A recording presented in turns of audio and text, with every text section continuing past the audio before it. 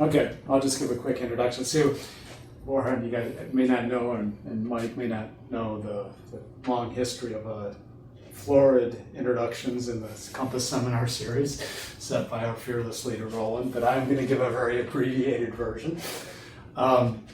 This Borja Reguero here is from UC Santa Cruz, and he has been working with us here at the University of Miami for quite a number of years now, almost a decade, I think, on kind of these team research projects where we're looking at trying to implement nature-based or hybrid solutions to provide coastal resilience benefits to coastal communities.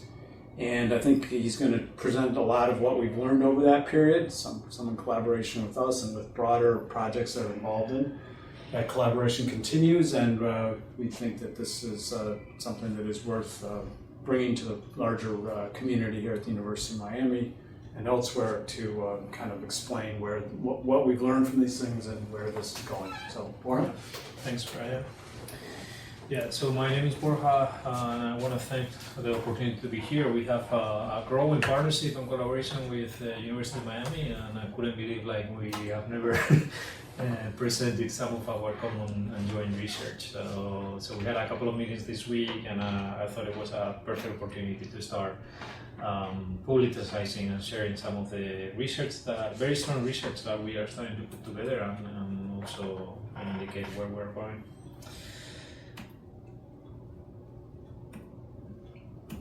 All right, so a little bit about ourselves and our team. So I'm representing here some of the work that we do on coastal resilience and specifically on coastal hazards and engineering at UC Santa Cruz, and this is part of the Center for Coastal Climate Resilience. So we work in three areas. We work in coastal climate hazards, understanding risks to people and infrastructure, so the climate modeling, how that translates into physical impacts to the economy and populations in the coastal areas, and also specifically looking at engineering of natural and nature-based infrastructure. So our methods in brief, we combine a number of tools and scales. So we work at the global scale, looking at global models and oceanographic processes, so winds, waves, storm surges. So we look at the global ocean, but also the North Pacific. Then we work also at regional scales, so that will be how the waves and the stream sea levels behave in the state of California and the state in Florida. So we use a number of tools and models to do that kind of a downscaling, all the way to the local scale. So at the local scale, we understand how waves propagate, where are the near-shore processes, wave setup, wave run-up, tides, storm surge, inundation, flooding, and erosion processes, as well as also as processes in estuarine environments. And we take that information and we combine that with socioeconomic information to develop hazard maps and risk quantification for different scenarios. We translate everything to people and dollars. So the outline for my talk today, I wanted to give you an overview of what is the role of natural infrastructure and coastal risk, and then I want to present a couple of examples of work that we have been together with about valuing the natural infrastructure value for resolution in the US, and also at the project scale, how we start designing and engineering reef-based solutions. And then I'll reflect on some conclusions and next steps with this partnership. So the role of reefs in flood risk. So this graphic summarizes pretty much the case for reef degradation, reef restoration in flood risk. So here you see there are two main effects that reefs have on wave hydrodynamics. One of them is depth, so wave breaking, and the other is roughness, so hydrodynamic dragging, right? So in the bottom axis you have the reef hydrodynamic roughness. So the problem is that in many parts of the Caribbean and elsewhere we are going for situations where we have coral reefs that are very rough and very shallow into areas that are deeper and smoother. So that, when you translate that into wave-driven runoff, which is the component of flooding that goes associated to wave hydrodynamics, then you are essentially moving to the left of this curve and increasing flooding. The problem is with sea level rise and stream sea levels, we're also moving upwards in the same curve. So we have both effects combined, and actually the reef degradation, many times we refer to it as a pseudo sea level rise, because it's actually increasing the sea level or the wave action on shore. So it has similar effects to higher mean sea levels. Now the question that has been posed in the last few years is that, this is where UN has been actively involved, is looking at how we can actually move backwards or to the right side of this curve with reef restoration. So increasing roughness and decreasing depth, so we can reduce that wave-driven component. So there has been a lot of work in the last 5 years or so on flooding and reefs. But I will also mention that reefs also have a very clear role in coastal erosion control. There is much less research in this area. So we have been looking, so these results are from the Mesoamerican reefs, so there is a clear relationship, so statistical relationships between the depth of the reef crest and how much accretion or erosion you have, right? So pretty much the role of reefs is on wave hydrodynamics, so they break waves, but also the circulation system they change, they create in the reef lagoon is also conducting to maintaining the beach and the shoreline stable, right? So we find relationships between the depth of the reef crest and the width of those reef crests, the circulation and the dynamics they create, with how stable the shoreline is or how much it can accrete or erode. So a couple of years ago, we published this paper with NOAA looking at what is the design of coral reef restoration for coastal protection and coastal resilience in more general. And we identified there was 3 factors, so the ecological components, the economic components, and the engineering components, and there is also 3 relevant spatial scales.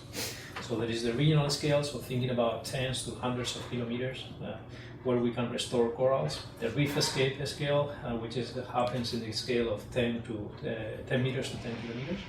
And then the colony scale, so that will be looking at individual corals and how we perform in the structure to make it a functional system.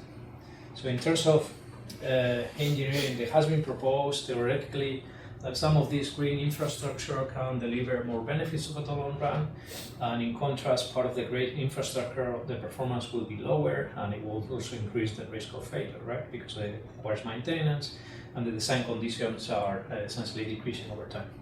So to be able to deliver those kind of benefits and also the self-maintenance component, we need to work on these 3 aspects altogether, but I will be looking only at the engineering aspect. So in the engineering column, or in the engineering dimensions, we have at the regional scale, it's important to assess risk. So stakeholders and agencies are looking at where we can reduce risk with this type of solutions. At the reef escape scale, it's important to look at location, what type of combination of hybrid structures, what is the materials, the durability, the fragility of those. And at the colony scale, we'll be looking at individual corals, what is the actual coral reef restoration strategy. So there are specific ecological, economic, and engineering questions on the 3 scales and the different factors. So I'm going to give you some examples of the first 2 scales of the national to regional scales of how reefs can function as natural infrastructure, and also at the project scale, some of the things that we have done more recently. So the first example is a national evaluation that we did for the US coral reefs. We did this for the Department of Interior a few years ago, and we put essentially a climate risk modeling framework that takes 2 components. So it looks at the hazards, or at the stream sea levels and the wave action on shore. It looks at the ecosystem and what's the effect of reef and hydrodynamics, and then translates that into flood consequences, looking at flood damages and what are the differences of some of these scenarios with present reefs versus degraded reefs versus restored reefs. So the first step is we look at coastal hazards, so we take global waves and global stream sea levels. We use some clustering smart data selection techniques to identify which are the most representative conditions. We use numerical models to propagate the wave action to shore or in front of the reef. And then just at the forereef, so before the waves are affected by corals, And the reef system, we essentially use machine learning techniques to reconstruct decades long of hourly data for wave action, right? So we are able to reproduce hourly wave data since the 80s or the 40s, and also for the future, for potential future climates. And we are able to reproduce that at very high resolution, spatially and also temporally. So we use this information to feed into numerical models. Why we stop at the 4 reef is because the reefs affect the hydrodynamics in specific ways. So we use specific models that are able to model those effects on waves. In this case, we use XPitch, which is a numerical model that is able to reproduce the transfer of energy between the different frequencies. And the problem why reefs are so tricky in terms of hydrodynamics is that because there is a lot of transfer of energy in different frequencies, right? So when the waves reach the reef, the spectra will look like something like that. So this is a typical swell component, and the reef essentially breaks the waves, but also transfers a lot of energy to lower frequency, right? So longer periods waves. And this component of the spectra is the one that is associated to most of the flooding in reef-line coastlines. So it's complicated to model this part, and it's pretty intensive in terms of numerical modeling. So what we did is we developed these models at 100-meter resolution across the entire US with coral reef-line coastlines. So we have one model running at every 100 meters of the coastline. The end result, so we have these models running at every 100 meters, taking information about coral cover, coral bathymetry, and wave action, and that gets translated into flooding. So the idea is that we're able to combine all that into flood hazard maps, like this simulation that I'm showing for Miami, where you have different scenarios. So what will be the baseline risk, the baseline flooding now, versus the flooding without reefs, right? So we provide those maps for different storm return periods, and also potential scenarios of reef elevation or reef restoration. So once you have the flood hazard maps, like Freeman provides, we're able to calculate where are the difference between those scenarios, and the difference, the area in red that you see here between the blue and the red maps, is essentially a direct quantification of what will be the protection of reefs in the present stage, and what will be the effect of increasing risk if the reefs will continue degrading. And then you can put the number of buildings and critical infrastructure and transportation infrastructure and other type of social metrics or social variables to understand what are the population and the infrastructure that is affected in that zone. So it becomes a direct quantification of what is in this case, the conservation value of those reefs. So we use different data sets on population, infrastructure, both residential, commercial, industrial, as well as critical infrastructure. And then we derive an economic damage. So an economic metric of what is the protection of these reefs, what will happen, what is the baseline risk, the effect of continuing degrading those reefs, or the effect of restoring them. So in the national valuation, we estimated that over 1.8 billion per year, so in annual terms, we integrate all the probabilities of storms, and we derived that over 1.8 billion dollars in infrastructure will be protected every year by coral reefs in the US. And this is like 2010 US dollar value, so you need to multiply by 1.4 to get present day value. And on average, we also estimated that about 18,000 people per year are also protected. So obviously there is no surprise that where you have more wealthy areas and more intense development, the economic value stands up as the hotspot areas or the priority areas. And that's essentially all the coast of Miami and parts of Florida and also Hawaii. But also what we found is that if you look at social metrics, so how many people gets protected, and also relative increases in risk with respect to the baseline, to the present day situation, we found that areas in Puerto Rico, American Samoa, and US Virgin Islands stand out as those that are relatively more protected by this type of natural infrastructure. We also calculated what we call the $1 million reefs, and those are like sections of the US coastline where reefs are providing at least $1 million per year, right? So running a very quick benefit cost analysis, you would say I have an economic case to at least invest $1 million per year in maintaining those reefs, because they are offering $1 million in benefits in terms of avoided losses. And you can see that they are pretty high concentrated in some areas where development is particularly intense. We estimated that approximately 10% of all of the coral reefs in the US are providing this kind of benefit, right? So it's about approximately like 300 kilometers of coastline. So is the total cost is based on the dimensions of the reef? This is for 1 kilometer sections. So you're saying that in Miami Beach is 347.7 million per for the total for all that section that you see in that point on that in that line. And that's like 2010 dollars.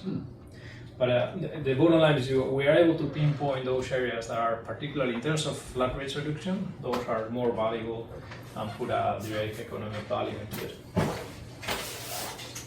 And this is for the loss, this is for the degradation, so the conservation case, if you want. So this kind of analysis and analytics have some traction in policy. So in different states like USB, also Puerto Rico, Guam, Hawaii too, but one of the most recent outcomes was the declaration of coral reefs in the US as natural national infrastructure.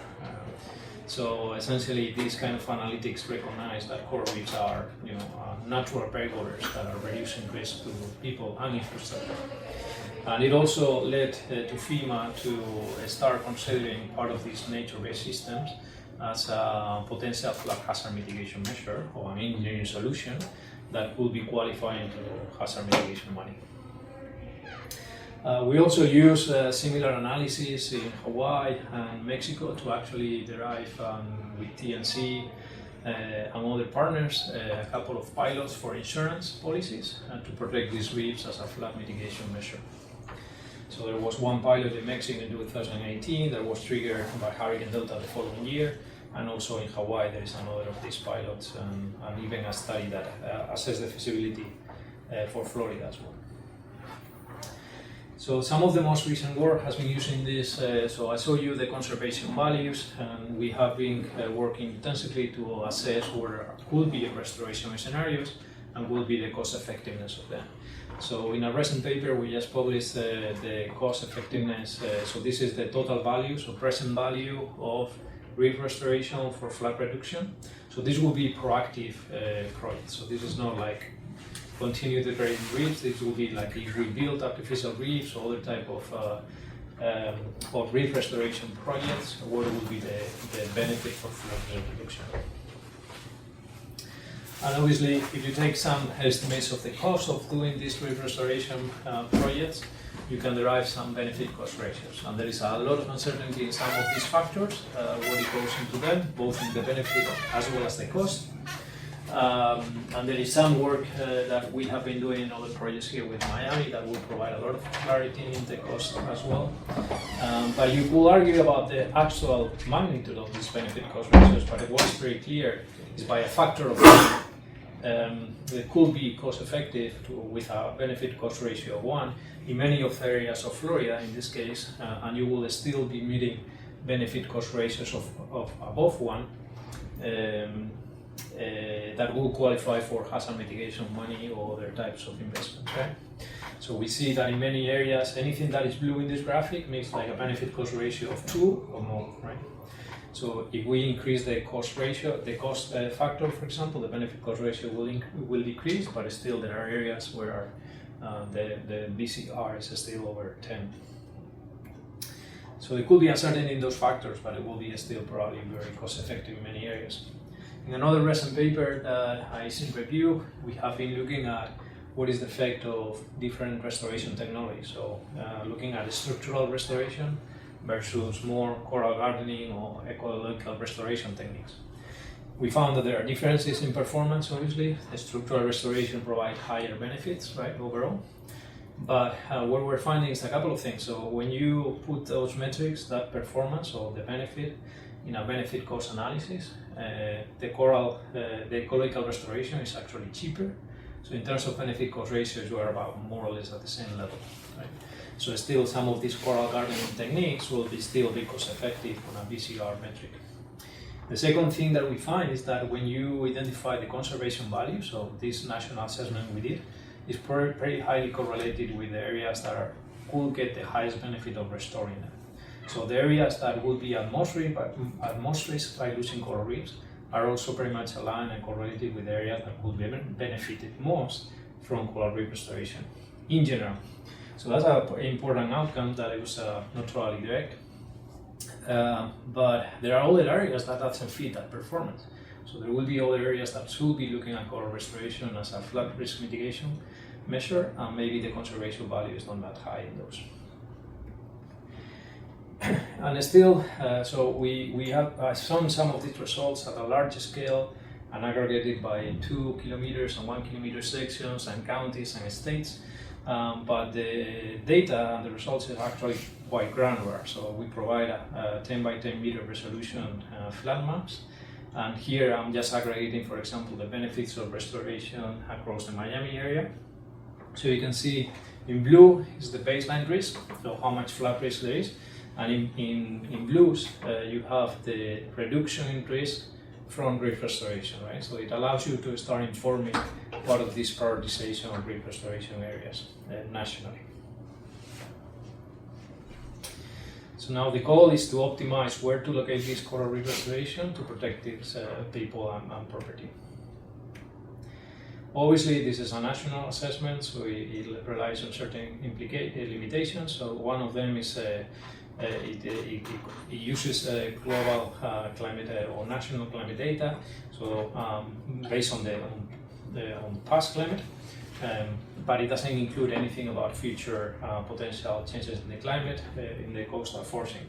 The other one is hydrodynamics, so we neglect all the long-term process, all the onshore processes, right? So we assume that most of the flooding is coming across the reef section, but there are other processes that happen onshore that are not included in this national assessment. Morphodynamics is the other factor that where this national approach is limited, so we are not including erosion. We are just assuming that the beach stays static and there is no induced erosion associated to the restoration of the chains of reefs. And also the compound effects of flooding and erosion. When you erode the beach, you are getting more flooding. And the last limitation is the high fidelity evaluation of some of these nature-based infrastructures. For us, some of the reef restoration was very sketchy locations of reefs at certain depth and very much solid lines across the shoreline. So we don't look into project-specific features. And the co-benefits will be other. So all these benefit cost analysis that I show today only consider the flood risk reduction as one of the only ecosystem services. No, I evaluated some of the other benefits nationally, and actually coastal protection is one of the highest. It's actually over 60% of all the other ecosystem services that reefs provide all combined. So still coastal protection is going to come out as one of the critical benefits, particularly for coral reef areas in close to people. Alright, so I wanted to show some of the work that we have been doing with University of Miami, looking more about great. So we have these regional scale valuations. We're able to characterize how reefs influence coastal risk. And now we want to start thinking about how we can design and plan reef-based solutions, but from an engineering point of view. So I will be talking about a number of things that we need to consider at the project scale. So if you think about this kind of wave model, so this is actually how our national model works in transects. So you can see the waves overtopping specific sections, right? So we work on cross-shore transects, and then we translate that to flooding. So there is a number of coastal management questions that we face when we think about designing projects for reef restoration. One of them is where we put the projects, how effective they could be, what are the environmental benefits of them, and also the trade-offs, right? Then there's a number of coastal engineering factors, like what are the wave and structure interaction, like porosity, the dose of the flow through the structure, the surf-zone effects of those projects, the sediment transport aspects, what happens and how it functions for mean versus extreme conditions, and also microstructural features, like how the type of structure is going to affect the functional design or the delivery of the other benefits, because at the end of the day it's not going to be a submerged structure, but it's going to be something different. And then there is other specific aspects that are not coastal management or coastal engineering, but also as part of the nature-based engineering design, which are what is the ecological suitability, the materials, the manufacturing and deployment, and the integration with other coastal defense systems. So this, we have tried to address many of these questions in the DARPA's Reef-Based program that was led by this school. The goal was to develop new technologies and solutions that reduce wave energy to protect coastal infrastructure, right? So it was developed by DARPA, and the goal was to maximize wave energy attenuation, but looking at hybrid reefs that will not only perform as coastal structures, but will also have a specific ecological and biological components and engineering features. So in terms of the project phases, there was an initial project phase where the goal was to develop and test hybrid engineering and biological coral reef mimics. So it had one component of the structural design, another on the ecological engineering, and another on the adaptive biology. And this was led by Andrew, Brian, Landolf, and others. And you can ask them more details than what I will be presenting here. But one of the metrics for our engineering team was to meet 70% wave energy attenuation. So we came out with a design that also later that was meeting above that metric of performance of wave energy attenuation. There was another phase, and I think DARPA was very much on point there. And then, they were very right in proposing other metrics, like what were not only wave energy attenuation, but also shoreline protection, so flood reduction, field deployment and monitoring, physical environmental enhancements, biomass production, biological enhancements, and there was other metrics, not only wave energy attenuation. We need to reduce flooding by 10-20% in different subphases, the strength of the and the integrity of the structure, as well as the cost, right? So there was a specific metric of cost. And in the initial phases of phase 2, we were like by order of magnitude not meeting the cost. So one of the critical advancements that we did was to reduce that cost substantially. And there was one final phase that aimed to expand the technologies from the previous phases and implement them in the field. And have also the market exposure, right? So the conceptual approach was a combination of the sea hives that were developed here at University of Miami with other potential lattice units or sub-elements that would provide a structural complexity to the final reef, as well as other features that will add not only to the wave attenuation and the durability of the structure, but also will act on the ecological and the biological components. So the structural engineering design took as the initial phase, there was the sea hives that ended up to be 3D printed. So that I'm still pretty excited about the 3D printed technology, and I know like some people here in these universities looking at the structural and the manufacturing of that. But I found it particularly interesting because it allows us to do things and deploy things that we are not able to do with traditional methods, right? So there is the basic structure is a sea hive core, and I will explain a little bit of the fluid dynamics effects of these structures. And then we have a superstructured elements, which are lattice units, and they have a specific fluid dynamics properties. So in some of these green areas that I see that I show there in the image, if you put water or fluid through one of them, they function like pipelines where you will be able to conduct the flow, and the flow will not cross each other, right? So there are like independent pathways for the flow through the structure. And there is also another sub-element of micro structures that will also work with the ecological and biological design aspects of the structure. So this is one of the numerical simulations we did. So we tested the structures here in the Sustain lab, and also the US Corps did the physical modeling test. And then we took that into numerical models. In this case, we used IH foam as a version of OpenFOAM for waves with IH Cantabria. So we replicated what we saw in the lab. And here you see an animation of what is the waves breaking on the structure. But you can see also with this kind of visualization that you see part of the flow and the particles and the turbulence happening within the structure. So what we see is in this type of this was one of the designs. So what we see is let me see if I can play that in. Yeah, so what you see is a lot of turbulence and dissipation within the core of the structure. So the sea hives are functioning as a dissipating chamber within the structure, and then the lattices are providing additional rugosity and friction on top of the structure. So the fluid dynamics properties of these kind of hybrids are quite different to traditional breakwaters that are designed with just one homogeneous porosity and one with individual blocks of homogeneous properties. So we have continued studying part of these effects on hybrids versus sea hives and different combinations of them. Here you see that they present different fluid dynamics behavior, both in terms of wave breaking as well as in the flow through the structure.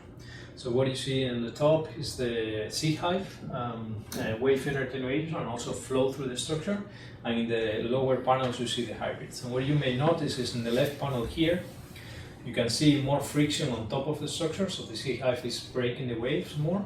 Most of in this case, the water celerity is on top of the structure, while the lattices, because they are able to conduct this flow through those pathways, are putting more water and more flow within the structure, right? And the breaking also gets modified just by that fluid dynamics behavior. And also what we see in the negative phase of the wave, so after the waves are broken, right, and has passed over the structure, part of the backflow is also different in the sea hive, while in the hybrid with the lattices, there is more of that flow that is absorbed by the structure and returned back to the ocean.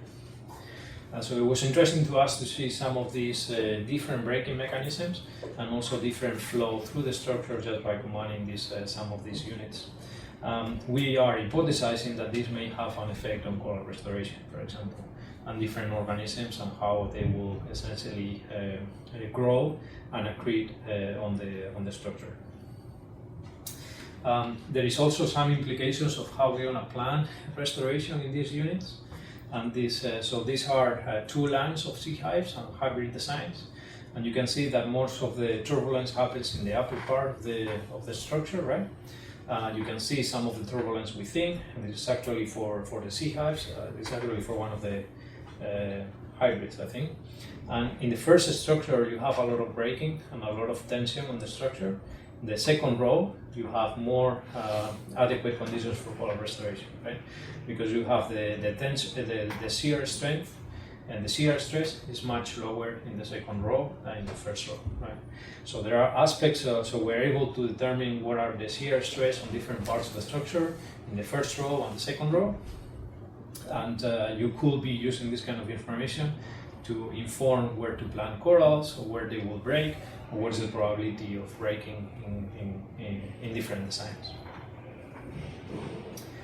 So something else we have done in this case with Camila is I have been looking at, okay, so we're so far in the national assessment and in this physical and numerical modeling exercises, we have always assumed that the reefs are going to be infinitely long, right?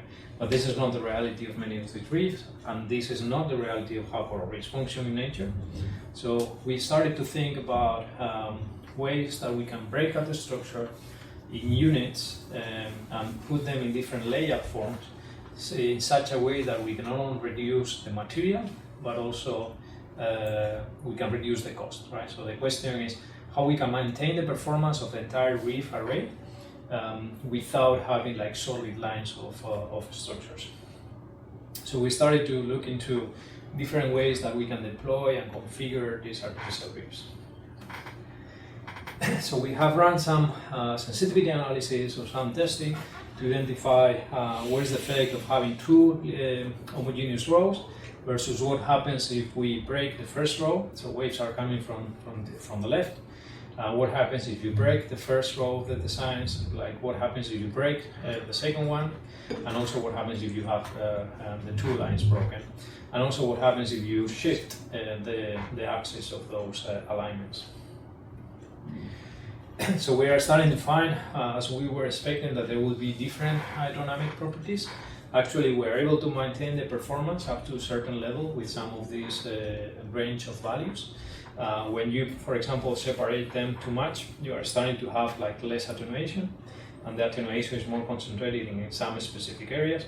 So this trapezoid shows the shadowing area, so the area where you are attenuating the waves the most. So depending of the breaking width, so the distance between the two reef units, and also if you break the first row or the second row, you will have like different dissipation patterns, right? But what I found particularly more interesting, because that allows you to save cost. But if you look at the currents and the circulation systems that the different layouts create, I think it's way more interesting in terms of reef restoration implications, because you kind of see like totally different patterns in circulation and currents through the structures and around the structures if you break the first row, the second row, or both, right? And also they are much affected by the distance between the breaking gap. So we see that between different layout strategies, this is just for the previous simulations that I saw, the transmission coefficient decreases, but not much. To a certain point, you can actually save up to 20-30% of the volume of the structure and still have like very similar performance. When you are affecting both rows, obviously you get the transmission coefficient gets affected. Another thing that we are doing, and I think we will apply that in the future with UN, is we are looking at suitability conditions. So where we can locate these reefs. Before we were just looking at freeboard distances, water depths, where we can deploy it, at which contour lines we can deploy these structures. And now we are taking into consideration what are the hydrodynamics on those systems and the beach profile to come out with areas where we know that the wave will be breaking for different storm probabilities. So high waves versus regular waves, and then look at what is the range of locations where these reefs will be most optimal for reducing wave energy and therefore flooding, right? So we are using the wave breaking region, which is this purple area that you see here for a site in California. This is actually Santa Cruz. They are interested also about studying artificial structures, submerged structures. So we started to look at what is this dissipation regime. So this is where is this dissipation, the area in purple that you will be able to dissipate waves if you were put as a submerged structure. And we have combined that not only with artificial reefs, but also an array of adaptation options. So we're building from the USGS coastal storm modeling system to both combine not only the response to storms, but also including the long-term change in shorelines, right? So we couple a long-term shoreline model that is able to project how the shoreline moves between years, and also we combine that with a system that is stress testing the system for storms, right? So we have like these storm models that are able to tell us where is the flooding, where is the erosion, and what happens if you put artificial reefs or beach and dunes or other type of adaptation option. And then we have another model that moves the shoreline over the long run to understand what is the effect of in 2025, what happens, what is the flood and erosion risk, what happens if we invest in adaptation, and what are the socioeconomics of it. And then we do that for like every 20 years into the future, moving the shoreline and putting these artificial structures. So we continue like that through the century, being able to provide like cost-benefit analysis, not only for today, but also for potential future pathways. So maybe, those were the two examples I wanted to present of things that we have done together. So I hope, as conclusions, I will say that natural infrastructure can be rigorously assessed for risk reduction and can result cost-effective. The engineering of reefs can follow established engineering design processes and tools, and we can leverage those but include other ecological and biological factors in the design, because some of the structures will be different to typical submerged breakwaters or gray infrastructure, and they need to function not only as a coastal protection mechanism, a coastal protection system, but also as a functional ecosystem. So those are the aspects that need to be integral to the design. But there are methods and tools that have been established for a number of years by engineers that we can leverage to come out with these innovative designs, and also leverage new technologies like 3D printing and others to actually come out with these new designs for coastal protection. And maybe in terms of what we're doing with Miami and where we see the next steps for this collaboration, I will say at the regional scale, we look forward to continue working in the suitability criteria and risk analysis on large scales, the scale of Florida, the scale of a county. And then at the reef escape or the project scale, we're looking at how to design artificial and hybrid reefs, what are the effects on coastal protection and shoreline change. I'm particularly interested in starting to connect air-ocean with the role of these artificial structures, not only for flooding, but also for shoreline erosion control. And then at the coral, and I think that this is where the school could be really impactful, is what are the effects of different coral restoration strategies, like the density, the height, which species, which phases of growth. We can combine that with numerical modeling and computational fluid dynamics, as well as physical experiments, to understand what is the relationship between the hydrodynamics and the reef growth potential. Yeah, so thank you. It has been a pleasure to be these days in Miami, and we look forward to continuing the collaboration in the future.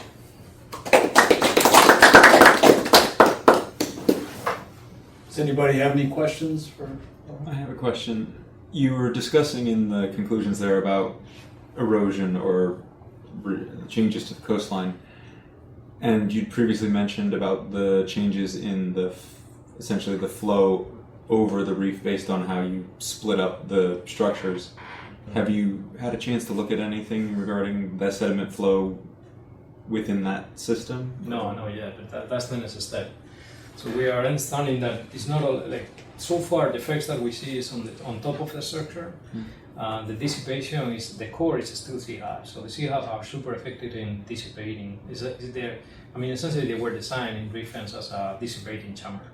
So we have all these. We can modify the flow on top of the structure. We can break the waves differently as a traditional submerged breakwater with rocks or concrete blocks, and then the dissipating chamber, the sea hive, is just dissipating a lot of turbulence. That probably has an effect on some local morphodynamics, so some of the sediment transport around the structures. I think what we need to start exploring further is actually the reef array system and what is the effect in terms of the circulation between the units, but also the scouring, part of the sediment transport chains there, and behind in the beach, how that gets translated into beach protection. What software did you had in which you would have Miami Beach coastline, and then was showing how much what is going to be with or without reef? What was the software? For the visualization or for the coastal model? Yeah, for the video. Yeah, so we use for the coastal models we use a number of tools depending on the scales and the physics. In that case, I think it was an X-Reach non-hydrostatic model, so it's able to resolve every single wave, and then we put that in game engine technology to try to come out with a 3D visualization. But I think that the bottom line is not only a cool video. I think, and this is me telling from experience, that I changed my perspective on some of these visualizations because. And Reef-Based was a very good example because it allows us to understand the physics better just by showing part of the effects of the fluid dynamics that we are not able to see with other type of techniques or static figures. And I think that's also true for you. We have other examples, for example, for Santa Cruz. There was a big event last year that broke a part of the wharf, right? Part of the work, there was one big wave. It was not that extreme, but it was extreme in the wave period. and it broke a big part of the work in the city. And then we were able to put that in an numerical model and reproduce the waves. And you can see a lot of the effects that happen during that event in terms of reflection, also some of the flooding that happened in the beach areas and the damage that was produced there, as well as even the agitation and the long wave penetrating the harbor area. Right? So just by having these visualizations, it's more realistic, but it's also most informative in terms of how you understand the numerical modeling outputs. And it also allows another level of interaction with the user, because we can actually put structures and adaptation projects, we can put artificial reefs and see what is the effect, and also the user can actually interact and change the angle. We can zoom in and look at the dynamics locally specifically versus like the Miami area. So yeah, it allows a better visualization, but also understanding of the numerical outputs. Yeah, I mean, it's very interesting to see what you're doing. I think it's where we're going to have to go. I mean, right now, for a very applied reason, we're testing in the laboratory the wave attenuation of different offshore underwater reef designs. But one of the criteria is not to be too effective, because they're concerned about the erosion, like it being functioning too much like a traditional submerged breakwater and causing a tombolo behind the breakwater, right? Yeah. So they're trying to not have just the right amount of wave dissipation coming through. And I think that's the key thing, is how do we reduce the erosion in a real, designed way, while also protecting against the flooding, and all this stuff. So it's interesting. Right now, we're redoing testing to make it less effective at wave attenuation in order to meet the permanent requirements that not cause a big disturbance on the shore. Yeah, and I think like that, understanding this layout design and the effects on how we're going to be modifying the flows and the currents and the effects on the beach is going to be key for some of the permitting. Another thing that a spin-off from reef fence also was another type of structure. We call that Tesla reefs, which are also trying to mitigate part of that effect. So taking part of the backflow, and so making structures that are impermeable when the waves hit them, but they are permeable to the current. So part of the flow can essentially travel through the structure back to the ocean. That will help to mitigate some of those effects that we see in many beach areas that are fully protected by detached or submerged breakwaters. Andrew has a question in Zoom. Hey, Borja, can you hear me okay? Yep. Yes. Yep. First of all, fantastic talk. I thought it was really, really compelling, and I noticed Mo had a similar comment in there saying that the animations and the renderings are really great, and I agree. My question is, how much have you guys explored? I know we've talked about this, but the idea of having reef lines that are not perfectly rectilinear, that may meander or may have curves to them as they get deployed, so they're not necessarily straight lines. Are there any benefits to having a structure that perhaps breaks waves at different points along its length as a wave hits the shore? Because there's definitely some interest from a kind of social license, social acceptability point of view of having structures that look a little bit more natural versus a perfectly engineered straight line reef. And I'm just curious to know whether hydrodynamically there's any benefits to a structure like that. Yeah, so at the regional level, we have not, like all our regional models have used like essentially contour lines, and they are not straight. I mean, they follow more or less the contour ISO lines, right? So the different bathymetric lines. We have deployed them very conservatively at the -3 to -4 meters. So in terms of coastal protection, that's the minimum where you will have some effect on flooding. For the local scales, though, I think that's a very relevant question. This is where we have tried to start figuring out or providing some insight to provide some of this reef engineering guidance in terms of how we break the structures and what is going to affect. Because if you look at natural reefs, I mean, they are not continuous, and those channels are there for a reason. So I think we just need to learn from that in terms of the dynamics and the design, and to come out with structures that will have like similar effects although they are engineered for that, right? So I think the first step is understanding the breaking spacing, the distance between the rows, the phasing of those, and also the angle of the structures will be another, because you will be breaking the waves in different manners. I'm not that worried in terms of wave energy attenuation, because the wave energy attenuation is provided by the entire reef array. So the matrix is what is providing the flat mitigation benefit, but part of the circulation and the sediment transport effects, they are going to be very different in some of those.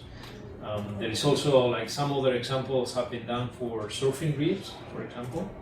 And those surfing reefs are not only parallel and to the shore, they also have like triangle shapes and other shapes to actually create the waves that they want, right? So in our case, we need to think about not the wave energy attenuation we want to have only, but also about what type of circulation we want to create, that it will be more conductive to the final reef. Mm-hmm.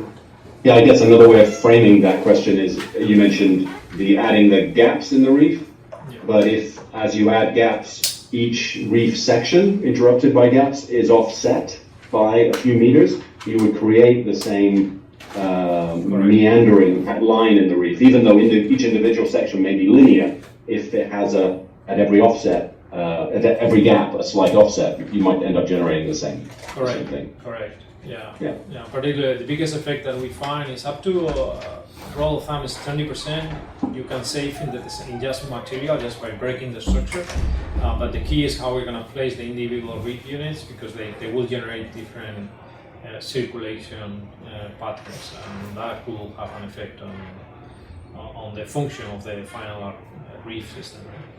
Yeah. Thanks. Yeah, but I think like the next step will be to explore this in a demonstration site, in a field site, because right now it's just like a flat bathymetry, hypothetical scenario. If there's no other question, can I ask another question related to this? If you didn't have a double row of reefs, do you think there's still value to having interruptions in the reef? In other words, you save with a 20 or 30% reduction. How much less wave attenuation would you get by having added the breaks? So most of the wave energy attenuation is provided by first reef already.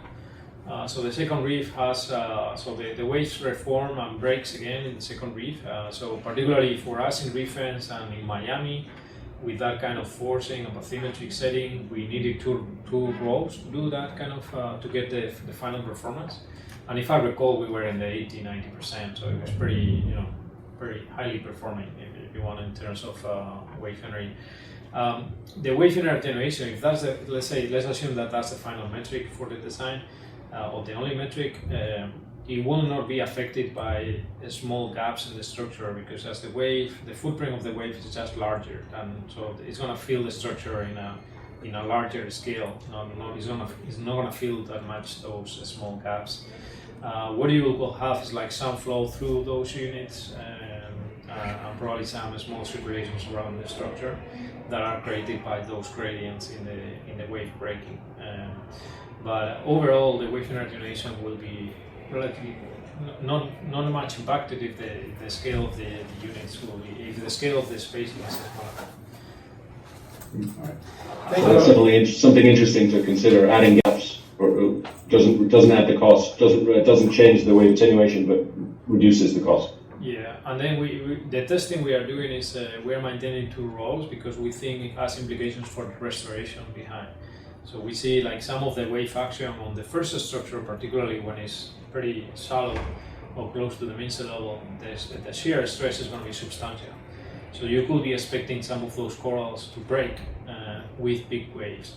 However, the first structure is sacrificial, in the sense that the second row will have much less stress than even for big wave events.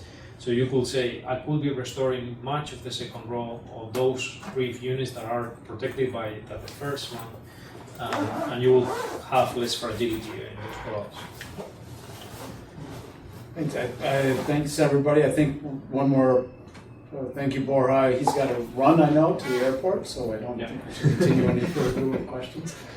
But anyway, thank you very much.